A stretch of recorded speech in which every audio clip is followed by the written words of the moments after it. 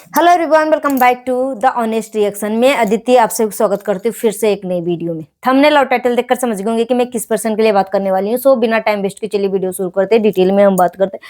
जितना हो सके वीडियो को शेयर करिएगा। हाइप देने का ऑप्शन अवेलेबल है तो हाइप भी दे दीजिएगा। सो आप सब बोल रहे हो कि तीनों मिले हुए हैं, ठीक है, और तीनों मिलकर बेवकूफ बना रहे हैं और अब बेवकूफ भी बन रही है। फर्स्ट वाइफ के बातों में मत आइए। फर्स्ट वाइफ बहुत ही चालाक है, बहुत ही चतुर है। और आप सब बोल रहे हो कि ये 15 साल एक साथ बिताए हैं, तीनों एक साथ रहे हैं। फिर मतलब ये सब चीजें जो है सिर्फ एक स्क्रिप्ट है, एक ड्रामा है, ठीक है। तो हाँ, मुझे पता है ये ड्रामा है, मगर ड्रामे के आड़ में ना फर्स्ट वाइफ को यूज किया जा रहा है। फर्स्ट वाइफ के साथ रियल में चीजें हो रही है और इसके साथ रियल में टॉर्चर किया जा रहा है। फर्स्ट वाइफ को एक ड्रामा के ही तहत, ठीक है, ड्रामा के आर में इसके साथ रियलिटी में इसको साथ मानसिक रूप से टॉर्चर किया जा रहा है।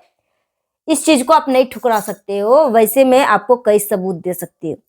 कोई भी आदमी जो है फर्स्ट वाइफ के ऊपर जब एलिगेशन लगा था तो इस नीच आदमी जो है ना मुंह पे टेप लगाकर बैठा हुआ था, मुंह को सील कर बैठा हुआ था, एक आवाज तक नहीं बोला ये आदमी।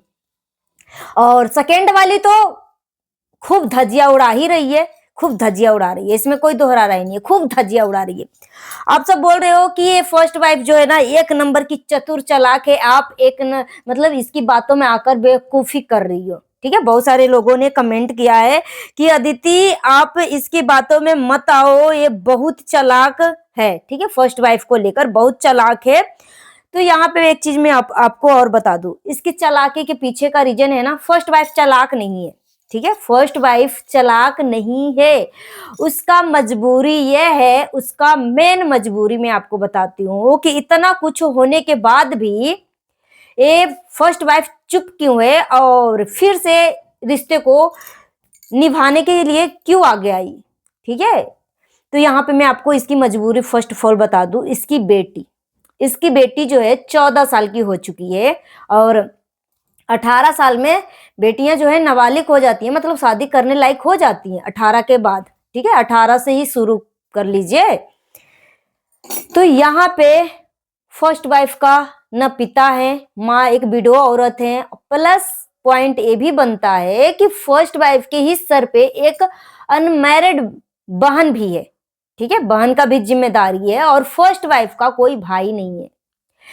तो एक चीज और मैं बता दूं कि घर में मर्द होना कितना ज्यादा इंपॉर्टेंस है, कितना ज्यादा इंपॉर्टेंस है। मिस्टर फसाद और पति चोरनी तो दोनों मिले हुए हैं और ये दोनों जो है ना बहुत ज्यादा खुश हैं। एक चीज और मैं आपको बता दूं कि फर्स्ट वाइफ रूठे या रोए या खाना खाए या ना खाए, मिस्टर फसाद का उसके इमोशन के साथ कोई भी लेना देना नहीं है। ये भी एक कड़वी सच है, ठीक है, ये भी एक कड़वी सच है। इसलिए फर्स्ट वाइफ जो है खून का घूंट पी पी कर भी उस घर में रह रही है क्योंकि इसके पास कोई चारा नहीं है, इसके पास कोई चारा नहीं है। और मुझे किसी ने बोला कि दीदी ये जो निशा लंबा है ना, उसने एक वीडियो डाला था जिसमें निशा लंबा दीदी जो है बोल रही थी कि मुझे 3 साल केस लड़ने के बाद 4,000 रुपए महीना मिल रहे हैं बच्चे को भरण पोषण के लिए। सो इसके वजह से वो फर्स्ट वाइफ जो है डर गई है। तो एक एक पॉइंट के ऊपर मैं क्लियर करूंगी। फर्स्ट ऑफ ऑल पहले मैं ये बातें क्लियर कर दूं कि फर्स्ट वाइफ जो है हर चीज रियल होने के बाद भी रियलिटी को भी स्क्रिप्ट बताने की इसके पीछे की मजबूरी है कि उसके घर में कोई भी एक जेंट्स नहीं है, कोई भी जेंट्स नहीं है। इसके मायके में भाई नहीं है, ये 2 बहनें हैं और एक बहन जो है अनमैरिड है और एक माँ जो है एक विडो है, ठीक है। अब जिस घर में एक भी मर्द ना हो, जिस घर में एक भी मर्द ना हो, समाज भाई समाज है, आप भी समाज में रहते हो, हम भी समाज में रहते हैं। सबको पता है कि जिस घर में मर्द की साया नहीं रहती ना, उस घर के लोगों के ऊपर किस तरीके की नजरिया समाज का होता है आप भली भांति जानते हो, ठीक है। जगह बदल जाता है, स्टेट बदल जाते हैं, मगर सोच जो है ना लोगों को सेम ही होता है, ठीक है। पुराने जमाने का सोच हो या अब के जमाने का सोच हो, सोच सबका सेम ही होता है। तो फर्स्ट वाइफ की मजबूरी है, उसकी बेटी जवान हो रही है। फर्स्ट वाइफ इतना कमा नहीं पाती है, उतना कमाती है जिससे वो अपने थोड़ा शौक श्रद्धा पूरा कर सके, ठीक है, मगर इतना नहीं कमा पा रही है कि वो अपनी बेटी का भी शादी कर सके, अपनी बहन का भी शादी कर सके, माँ का जिम्मेदारी उठा सके, अपना जिम्मेदारी उठा सके, मतलब इतना नहीं है, ठीक है। और घर में एक मर्द का होना बहुत ज्यादा जरूरी है। अब जो लोग बोल रहे हैं कि तीनों मिले हुए हैं, तो हाँ, तीनों मिले हुए हैं, मैं जानती हूं कि तीनों मिले हुए हैं, मगर फर्स्ट वाइफ को जानबूझ के उसकी हाँ में हाँ भरना पड़ता है। मिस्टर फसाद जब बोल रहा था कि जिस घर में माँ रहती है ना, वो घर जो है ना किराए का है, मतलब सॉरी किराए का नहीं, वो सरकारी क्वार्टर है, सरकारी क्वार्टर है। तो फर्स्ट वाइफ का एक वीडियो आता है जिसमें वो बोलती हैं कि जब तक सास है तब तक सर पे छत है, फिर सास नहीं रहेगी तब मेरा बच्चे का भविष्य क्या होगा, मैं कहाँ जाऊंगी नहीं जाऊंगी, कुछ भी अता पता नहीं, ठीक है। और इस बात का ना पति चोर ने कोई जिक्र किया, क्योंकि पति चोरनी के ही बगल में बैठ के मिस्टर फसाद जो है ये वाली बातें बोली थी कि जिस घर में माँ रहती है ना, वो सरकारी क्वार्टर है, सरकार की तरफ से मिला हुआ है।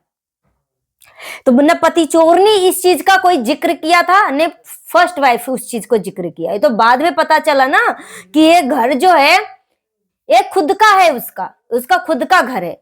अब मिस्टर फसाद जो है टॉर्चर तो कर रहा है, फर्स्ट वाइफ को मिस्टर फसाद टॉर्चर कर रहा है, उसमें कोई दोहरा राय नहीं है, मगर फर्स्ट वाइफ को मजबूरी है कि चाह के भी वो कुछ नहीं कर सकती, क्योंकि इसकी बेटी जवान हो रही है, कुछ ही टाइम में 2-3 सालों में उसकी बेटी शादी करने लायक हो जाएगा। और आप सबको पता है कि बेटियों की शादी में कितना खर्च आता है, दहेज देना पड़ता है, वो होता है, ठीक है। तो आप सबको पता है। और प्लस पॉइंट ये भी बनता है कि उसके मायके में कोई भाई नहीं है, न पिता है, और एक अनमैरिड बहन है। तो अगर मिस्टर फसाद के साथ भी ये बना के नहीं रखेगी, तो फिर इसका परिवार को कौन देखेगा? सोचने वाली बात है। और ये पति चोरनी एक नंबर की चंट औरत है, इसमें कोई दोहरा राय नहीं है, एक नंबर की चंट है। और फर्स्ट वाइफ की मजबूरी का ही ये पति चोरनी फायदा उठा रही थी, जो इतना दहाड़ती है, फर्स्ट वाइफ को गाली देती है, उसके माता पिता तक के चल गई, ठीक है, बीच में फर्स्ट वाइफ के माँ बाप को भी गालियां देने लगी थी। तो फर्स्ट वाइफ सब कुछ सह रही है, इसका मतलब मिस्टर फसाद सहने के लिए बोल रहा है। किसी को शौक नहीं होता है कि मैं सहूं।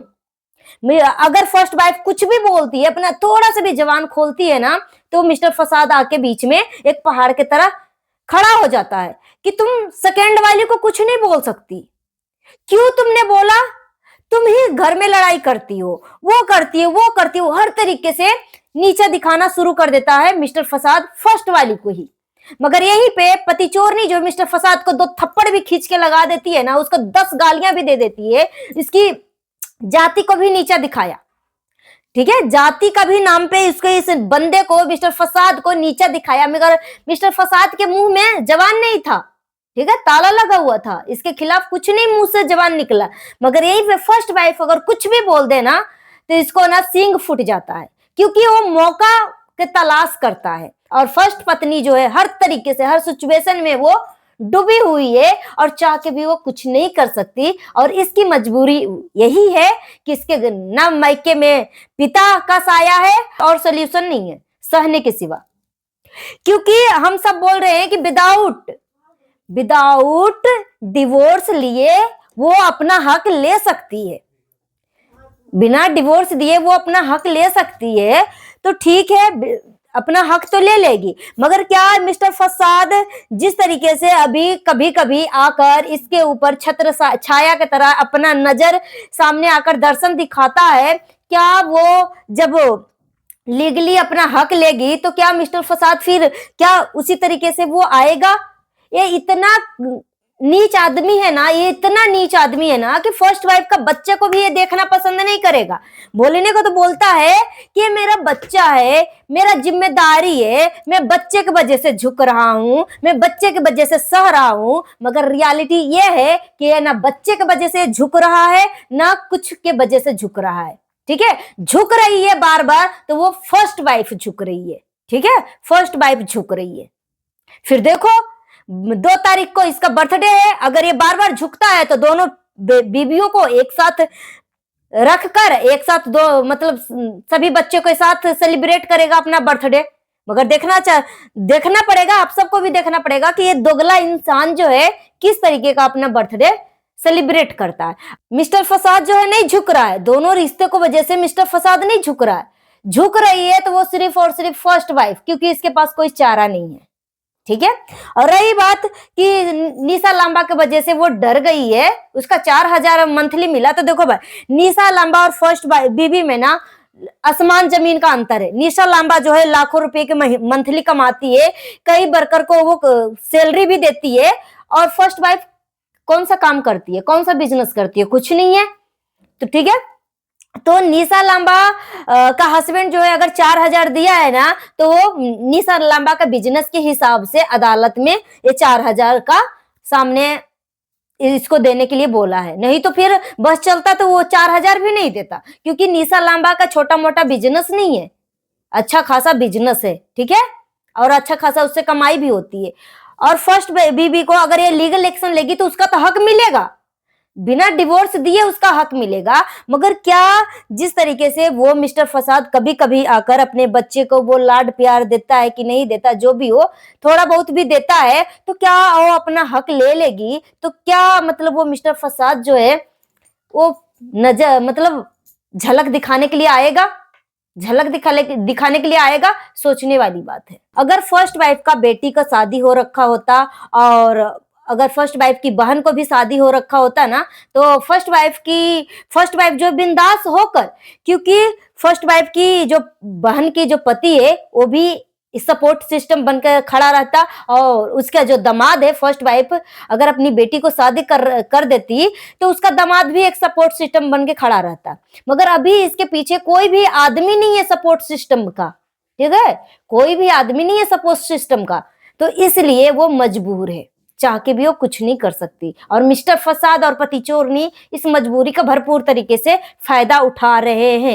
एक औरत का पूरी जिंदगी बर्बाद करके रख दिया। ये मर्द है, ये हबसी है, ये अय्यासबाज है, तो उसको नीड होती है, मगर एक औरत की ख्वाहिश, एक औरत की इच्छा कुछ नहीं होती। हाँ, ये एक मिट्टी का मूर्त है, इसकी कोई इच्छा ही नहीं है। इसको जिस सिचुएशन में रखा जाए उस सिचुएशन में रहती है। ये मिस्टर फसाद ये नल्ला इंसान की कहना है, इसकी नजरिया के हिसाब से। अगर वो फर्स्ट वाइफ की मजबूरी समझता ना, तो उसको भी उतना ही प्यार देता, उतना ही सुकून देता, जितना सेकंड वाली के पास जाकर देता है, जो सीने में सट सट के अय्यास करता है ना, वीडियो शूट करता है ना, उसी तरीके से।